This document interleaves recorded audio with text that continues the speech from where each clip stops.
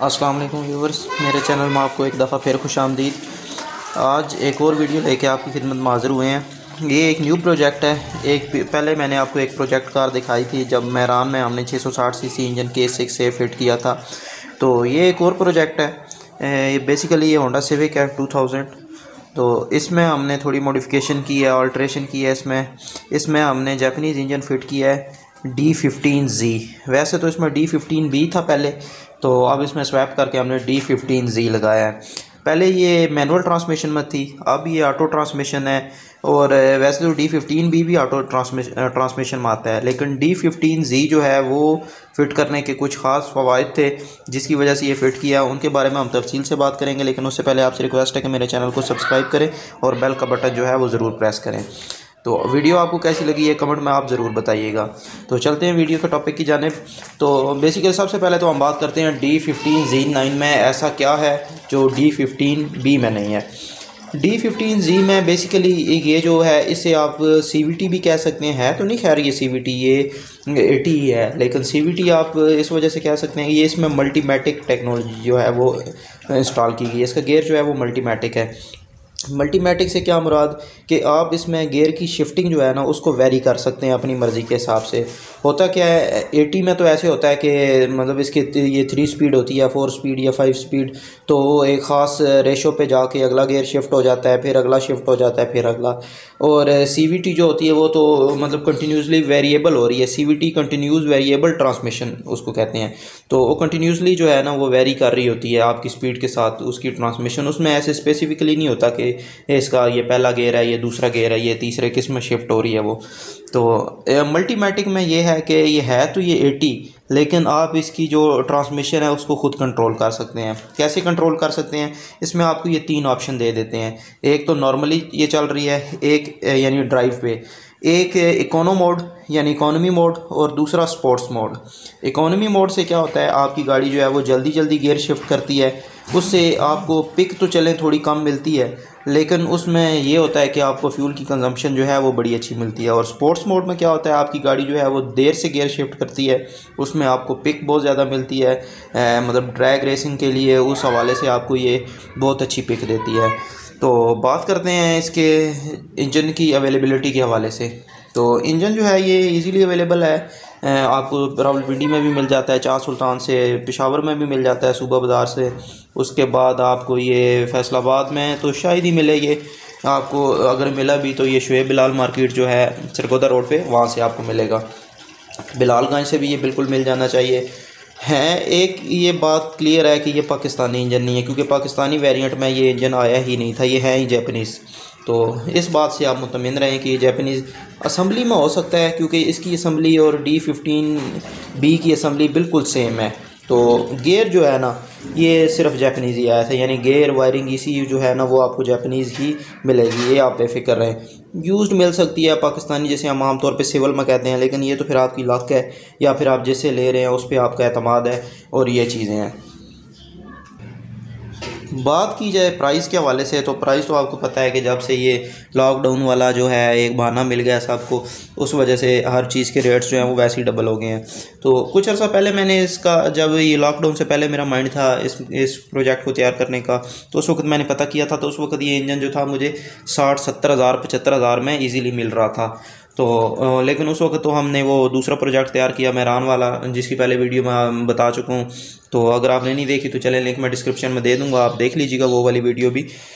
तो उस वक्त तो हमने वो वाला प्रोजेक्ट जो है वो तैयार किया, जो थी इन्वेस्टमेंट वो उसके ऊपर लगा दी। तो बाकी ये प्रोजेक्ट जो है फिर इस वजह से थोड़ा लेट करना पड़ा। तो प्रोजेक्ट अब ये भी कंप्लीट हो गया है, लेकिन ये है इसकी कॉस्ट जो है वो बढ़ गई है। तो इंजन लेने का पहले भी मैं आपको तरीका बता चुका हूँ। आप जाएंगे, पसंद करेंगे इंजन, तो एक दफ़ा तो आपके पाँव के नीचे से ज़मीन निकाली जाएगी। तो वो तो आपको ज़ाहिर है आपने जाना है, उन्होंने देखना नया बंदा है आपको। मैं जब पहले गया तो मुझे इस इंजन की कॉस्ट उन्होंने 1,40,000 बताई। लेकिन मतलब 1,40,000 का तो ये नहीं है ना इंजन। तो मैंने वहाँ पे हंसना स्टार्ट कर दिया। और वहाँ पे एक मज़े की आपको बात बताऊँ, आप जिस मार्केट में जाएंगे ना तो वहाँ पे इनका आपस में इस तरह लिंक होता है, ये ऐसे जासूसी में बैठे होते हैं कि एक शॉप में जाएंगे, अगली शॉप पे जाएंगे तो उसे पता चल होगा कि ये फ़लाँ से रेट पूछ के आए हैं, उसने क्या रेट दिया है वगैरह वगैरह। खैर एक के पास मैं गया जिससे पहले मेरी बात हुई थी, उसने मुझे ये इंजन जो है वो तकरीबन 80,000 में मुझे ये दे दिया। तो 80,000 में मुझे इंजन मिल गया। उसके बाद इसके फाउंडेशंस वगैरह जो हैं वो मैंने अरेंज किए खुद से। तो फाउंडेशन इसके काफ़ी महंगे होते हैं होंडा के, आपको पता है। तो थोड़ी सी इसमें अल्ट्रेशन भी करनी पड़ जाती है चूँकि इसका गियर बड़ा है। तो जो पहले गियर होता है, जो 80 गियर होता है या फिर मैनुअल गियर होता है, वो थोड़ा छोटा होता है। तो ये चूँकि मल्टीमेटिक थोड़ा सा बड़ा था गियर, तो थोड़ी सी अल्ट्रेशन भी करनी थी। इस वजह से फिर मैंने इसके फाउंडेशन जो हैं वो सारे पूरे किए। साइड वाला फाउंडेशन, पीछे जो रिवर्स होता है फाउंडेशन, चले फाउंडेशन मैं आपको फिर बाद में आगे दिखाता हूँ कि इसमें अल्ट्रेशन क्या हुई और फाउंडेशन कौन से थे, वो मैंने अलग से परचेज़ किए। उसके बाद इसका जो शिफ्टर होता है ना गियर वाला, वो आम ऑटोमेटिक वाला नहीं लगता, क्योंकि इसमें वो इकोनो मोड और स्पोर्ट्स मोड का ऑप्शन होता है। तो इसका शिफ्टर भी अलग होता है, वो ढूंढना बड़ा मुश्किल था। वो मुझे एक जगह से मिला लेकिन वो थोड़ा सा टूटा हुआ था, उसकी ये ऊपर जो नाब होती है ना वो टूटी हुई थी। चलें खैर कोई नहीं, चल जाता है नाब के बगैर भी। और वैसे भी नाब तो किसी की भी फिट हो जाती है, वो मैं कहीं और से लेके लगा लूँगा, लेकिन वो भी मुझे मिल गया मार्केट से। तो अब चलते हैं, मैं आपको फ़िटिंग इसकी बताता हूँ कि फ़िटिंग इस तरह इसकी किस तरह हुई, कैसे की। फ़िटिंग इसकी जो है वो हम यहाँ पे लेके आए थे, हमने खुद ही इसकी फ़िटिंग की थी। तो चले मैं फ़िटिंग अब आपको दिखाता हूँ और इसमें अल्ट्रेशन दिखाता हूँ। तो बेसिकली होंडा में 3 फाउंडेशन होते हैं। एक ये जो ना फाउंडेशन असम्बली के साथ, ये आप देख सकते हैं, ये फाउंडेशन इसका मैंने उधर से ही परचेज़ कर लिया था, वो मैंने लगा दिया। एक फाउंडेशन जो है वो इंजन की बैक साइड पे होता है, वो तो खैर D15B का भी सेम होता है, इसका भी सेम है, लेकिन वो भी मैंने न्यू ही ले लिया था, लेके वो भी मैंने पीछे लगा दिया। अब बारी थी गियर के फाउंडेशन की। गियर का फाउंडेशन जो है वो इसमें फ़िट नहीं बैठ रहा था ठीक से। तो वो फाउंडेशन जो है वो मुझे किसी ने मशवरा दिया कि ये गाड़ी में थोड़ी सी आप कटिंग शटिंग करवा लें। तो वो मैंने आपको पहले बताया, मैं उस हक़ में नहीं हूँ गाड़ियों की कटिंग करवाने के। तो फिर हमने इसका ये जो फाउंडेशन है ये खुद से तैयार करवा लिया। इसकी मेजरमेंट लेके इसको हमने मेजर करके हमने ये फाउंडेशन जो है यहाँ से ये खुद जो है तैयार कर लिया, पहले वाला काट के इसको हमने बना लिया। तो फिटिंग इसकी बिल्कुल परफेक्ट होगी, किसी किस्म की वाइब्रेशन जो है वो इसमें नहीं रही। तो बात करें वायरिंग की, तो वायरिंग मुझे इसकी बड़ी मज़े की मिल गई थी, ग्रिप टू ग्रिप वायरिंग थी सारी। ये जो एक वायर आपको नज़र आ रही होगी, ये तो खैर वो उसको पल्स दी हुई है हमने CNG को, वो यहाँ से जा रही है। तो बाकी इसकी जो बिल्कुल है वायरिंग जो है ना वो परफेक्ट है। उसको ग्रिप टू ग्रिप आप कह सकते हैं। इसकी वायरिंग जो है CNG जो थी वो पहले भी इंस्टॉल थी, दोबारा भी मैंने इंस्टॉल करवा दी। आपको पहले भी बता चुका हूँ कि CNG मैं लाजमी रखता हूँ गाड़ी में, चाहे CNG पे चलाऊँ या ना चलाऊँ। तो आपको पता है इस मुल्क में कुछ भी हो सकता है, कभी भी पेट्रोल शॉर्ट हो सकता है, तो CNG आपके पास होनी चाहिए। तो ये बाकी आप सेटअप देख लें। एक और छोटी सी चीज़ कि इसका ये जो एयर इनटेक है ना, इसका ये यहाँ पे जो उसका इनटेक बड़ा सा बना होता है वो इसमें हम नहीं लगा सके, क्योंकि ये फाउंडेशन जो है अब ऊपर आ गया है, बड़ा हो गया है, तो ये इधर नहीं लग सकता। और एक और मुझे जो इशू आया था, जो आप भी नहीं चेक कर सकते, ये इस तरह का इशू आपको भी आ सकता है कि जो डिस्ट्रीब्यूटर कप है इसकी कोयल जो थी ना वो ख़राब थी, वो जली हुई थी। इस वजह से मुझे थोड़ा सा प्रॉब्लम हुआ, लेकिन उसका हमने खुद ही हल कर लिया। और वो हल मेरे ख्याल में ओरिजिनल से बेटर था। ये हमने इसको एक एक्सटर्नल कॉइल लगा ली और ये बहुत अच्छा करंट दे रही है इसको। तो ये सारा प्रोजेक्ट था, आपके सामने है। AC वगैरह हमने इसका सेट कर लिया। अलबत्ता इसमें मुझे एक और मज़े की चीज़ लगी कि इसका जो आप चूँकि ये हाइड्रोलिक इसका स्टीयरिंग होता है, तो हाइड्रोलिक का जो फ्यूल जा रहा होता है नीचे आपकी जो गियर असम्बली होती है उसमें, उसका भी सेंसर है इसमें। तो फ़िटिंग भी इसके बारे में मैंने आपको डिटेल बता दी है फ़िटिंग की भी। तो आप अगर बात की जाए इसकी कॉस्ट की कि कितने में ये इंजन जो है हमें पड़ जाता है, इंजन मैंने आपको पहले बता दिया कि 80,000 के राउंड अबाउट इंजन हमें मिल गया। उसके बाद इसका फाउंडेशंस वगैरह जो हैं वो हमने लिए 5-6 हज़ार के। उसके बाद इसका शिफ्टर जो है वो भी काफ़ी महंगा है, 4-5 हज़ार का शिफ्टर, फिर उसकी केबल। तो ये जो चीज़ें हैं, मतलब इसको मिला के आप अगर रखें तो आपको ये 1 लाख का इंजन जो है वो आपको पड़ जाएगा पार्ट समेत। तो बाकी बात करें अगर हम फ़िटिंग की, तो फ़िटिंग अगर आप हमसे भी करवाना चाहें तो वो भी हम आपको मतलब मैकेनिक हैं, मैं आपको सुजेस्ट कर दूंगा, आप उसके पास चले जाएँ। आप वो मेरी गारंटी होगी, आप बेफिक्र रहें। वहाँ से आप करवाना चाहें तो, अगर आप अपने तौर पे करवाना चाहें तो इसकी जो मज़दूरी चल रही है वो जो सिर्फ मैकेनिक आपसे लेगा ना वो 10,000 है। इलेक्ट्रीशियन की उसके अलावा है। इलेक्ट्रीशियन जो है वो इसकी 10 से 15,000 इसका लेता है, मतलब 25,000 रुपया आपकी जो लेबर है उसके चार्जेस हैं। तो इलेक्ट्रीशियन का तो खैर हमने खुद ही मैनेज कर लिया था, वो तो मैं खुद इस काम को समझता हूँ, तो इतना नहीं प्रॉब्लम बना था। तो बाकी अब आपको बताता हूँ इसकी फ्यूल एवरेज क्या है। फ्यूल एवरेज इसकी, अगर आप इसको चलाएं इकोनो मोड पे और आप इसको लॉन्ग पे इकोनो मोड पे चलाएं तो आपको ये बहुत मज़े की एवरेज देगी। ये 16-17 तक जाएगी। तो सिविक 16-17 तक जाए तो ये बड़ी गनीमत है।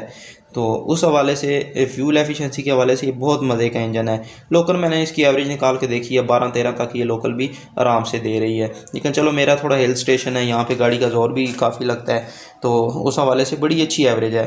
तो मैं तो ये आपको इंजन सजेस्ट करूँगा। चलें अंदर से दिखाते हैं आपको इकोनो मोड, स्पोर्ट्स मोड के बारे में आपको दिखाते हैं कि वो क्या चीज़ें हैं, उसका क्या फंक्शन है। चलें चलते हैं गाड़ी के अंदर। हम आ गए हैं, अंदर की लुक आपको देते हैं। ये इसका मीटर होता है। मीटर इसका थोड़ा सा डिफरेंट है क्योंकि इसमें आप ये गियर इंडिकेशन देखें ना तो पार्किंग, रिवर्स, न्यूट्रल, ड्राइव और उसके बाद ये इंजन एल जिसे हम कहते हैं लोअर गियर या इंजन ब्रेकिंग, ये और दाएं और बाएं ई और एस भी है, यानी इकोनो मोड और स्पोर्ट्स मोड। तो मीटर भी इसका अलग से लेना पड़ता है। क्लस्टर इसका मिल जाता है तकरीबन 7-8 हज़ार का, 9 हज़ार का। तो अब आप ज़रा एस्टिमेट लगाएं कितना हो गया। लाख आपको एक बताया, 25,000 एक, और ये क्लस्टर तकरीबन 1,35,000 रुपये का ये प्रोजेक्ट है सारा। तो ये क्लस्टर जो है इसका थोड़ा डिफरेंट होता है, ये आपको लेना पड़ेगा। और अब गियर की मैं आपको दिखाऊं तो ये इसकी गियर है। ये नाब को मैंने आपको बताया था, इसकी गियर की जो नाब है वो ख़राब है, लेकिन ये काम करता है, कोई इशू नहीं है। नाब किसी की भी मिल जाती है, वो चलें अभी मैं मार्केट गया नहीं। तो ये इसका है जी गियर। तो ये पार्किंग, रिवर्स, न्यूट्रल, ड्राइव और एल। तो पार्किंग पे इसको कर देते हैं। ये है जी इसका दूसरा मल्टीमेटिक का सेटअप। ये रूटीन में डी है, ये इकोनो मोड और ये स्पोर्ट्स मोड। तो ये भी आपको पता चल गया होगा इकोनो और स्पोर्ट्स मोड का भी। ये मैंने आपको बताया था जहाँ पे गाड़ी जो है वो जल्दी गियर शिफ्ट करती है और आपको फ्यूल कंजम्पशन जो है वो अच्छे वाली देती है। तो ये है नॉर्मल और ये स्पोर्ट्स मोड। यहाँ पे गाड़ी जल्दी गियर शिफ्ट करती है और आपको फ्यूल एफिशिएंसी अच्छी नहीं मिलती, लेकिन गाड़ी की पिक बहुत अच्छी मिलती है। तो बाकी ये चूँकि इसका अपना ही जो सेटअप होता है ऑटोमेटिक का भी, तो ये देखें किस तरह बिल्कुल परफेक्ट फिट बैठ के आया है इसका शिफ्टर। तो इको मोड पे इसको कर देते हैं। क्लस्टर जो है उसकी लाइट्स मैं आपको दिखा देता हूँ, उसमें क्या है। ये गाड़ी स्टार्ट होगी तो बाकी इसकी साउंड आपको पता चल रहा होगा। ये इसका ओरिजिनल साइलेंसर है, इसमें कोई अल्ट्रेशन नहीं हुई, कोई स्पोर्ट्स साइलेंसर इसमें नहीं लगाया हुआ। इसके ऑप्शंस जो हैं वो सारे हमने चालू कर लिए थे। चेक इंजन लाइट चल रही है, उसकी एक वजह क्योंकि इसमें 2 O2 के सेंसर आते हैं, प्राइमरी और सेकेंडरी। तो सेकेंडरी ऑक्सीजन सेंसर जो है वो अभी मैंने साइलेंसर में नहीं इंस्टॉल करवाया, तो ये लाइट उसकी वजह से आ रही है। तो वैसे स्कैनर जो है वो मैंने इसमें इंस्टॉल किया हुआ है, वो नीचे पड़ा हुआ है, स्कैनर पक्का लगा हुआ है। तो ये मैं इसको चूँकि ये मेरे पास टेस्ट मोड में है तो स्कैनर से मैं इसकी सारी रीडिंग्स जो हैं वो चेक कर रहा हूँ। तो जब ये परफेक्ट हो जाएगी तो फिर इसको मैं नॉर्मली ऑन रोड करूँगा। ये अभी देखें गाड़ी क्लोज लूप में है, इसलिए इसके RPM जो हैं ये 1.5 पे जा रहे हैं। तो ओपन लूप में है इसलिए 1.5 पे जा रहे हैं। जैसे ही ये क्लोज लूप में जाएगी गाड़ी थोड़ी सी गर्म हो जाएगी तो इसके RPM खुद ब खुद 1 से थोड़े से नीचे आ जाएंगे, जो मेरे ख्याल में बिल्कुल परफेक्ट है RPM। तो मेरे ख्याल में आपको सारी समझ लग गई होगी इस प्रोजेक्ट के हवाले से। इसकी कॉस्ट क्या है, इसके फ़ायदे क्या हैं और इसके नुकसानात क्या हैं, सारा कुछ आपको पता चल गया हो। मेरे ख्याल में नुकसान तो मुझे इसमें कोई भी नहीं नज़र आया, ये बिल्कुल फ़ायदे की चीज़ है। तो कॉस्ट भी मैंने आपको बता दी है, सारी समझ आपको लग गई होगी। मज़ीद आप कुछ पूछना चाहें कमेंट सेक्शन में मुझे कमेंट करें, मैं आपको रिप्लाई लाजमी करूँगा। देर से करूँ जल्दी करूँ, कोशिश तो ये होती है जल्द से जल्द आपको रिप्लाई दूँ, और रिप्लाई मैं आपको दूँगा। आपको इस हवाले से और कुछ इन्फॉर्मेशन चाहिए हुई, ये प्रोजेक्ट आप बनवाना चाहते हैं, हमसे बनवाना चाहते हैं, कहीं और से बनवाना चाहते हैं, तो आपको बिल्कुल फ्री ऑफ कॉस्ट सारी गाइडलाइन मैं दूँगा। तो वीडियो कैसी लगी आपको ये ज़रूर मुझे कमेंट सेक्शन में बताइएगा। अगर आपने अभी तक चैनल सब्सक्राइब नहीं किया तो चैनल ज़रूर सब्सक्राइब करें और बेल का बटन लाजमी प्रेस करें ताकि हर आने वाली वीडियो आपकी स्क्रीन तक पहुंचती रहे। तो आप इजाज़त चाहेंगे, आपसे अगली वीडियो तक इजाज़त दें। अल्लाह हाफिज़।